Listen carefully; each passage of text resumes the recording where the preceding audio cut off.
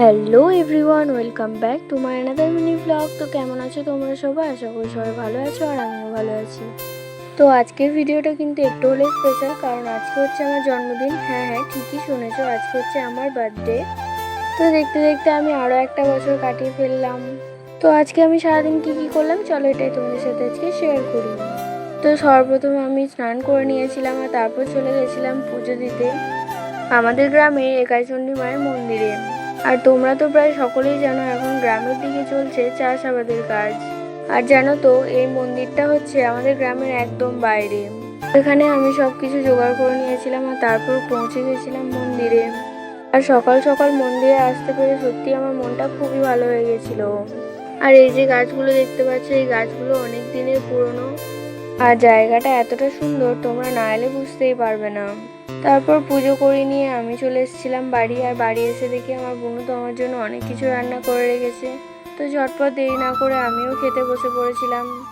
তো আজকের মেনুতে ছিল ডাল, মাছ ভাজা, মাছের ঝোল, পায়েস, চাটনি, পটল ভাজা, আরও অনেক কিছু। তো এত কিছু কখন অ্যারেঞ্জ করেছে আমি সত্যিই জানি না, তার জন্য অনেক অনেক থ্যাংক ইউ বোনু। তো তারপর আমরা সবাই মিলে একসাথে খেতে বসে যাই। আর এই ভেজ ডালটা দিয়ে একটু লেবু দিয়ে ভাতটা মেখে খেতে সত্যিই অসাধারণ লাগছিল। তারপর আমরা সবাই খাওয়া দাওয়া কমপ্লিট করে নিই। আর বিকাল দিকে আমি একটু ফুচকাও খেয়েছিলাম। আর তারপর তো হয়ে যায় সন্ধে আর আমাদের কেক কাটিং করার সময়ও চলে আসে। তো বেশি দেরি না করে আমি কেকটাও কেটে নিয়েছিলাম সবার সাথে। আর তোমাদের সবাইকে অনেক অনেক ধন্যবাদ এত সুন্দর সুন্দর উইশ করার জন্য। সত্যি বলতে আজকের দিনটা আমার খুবই ভালো কেটেছিল।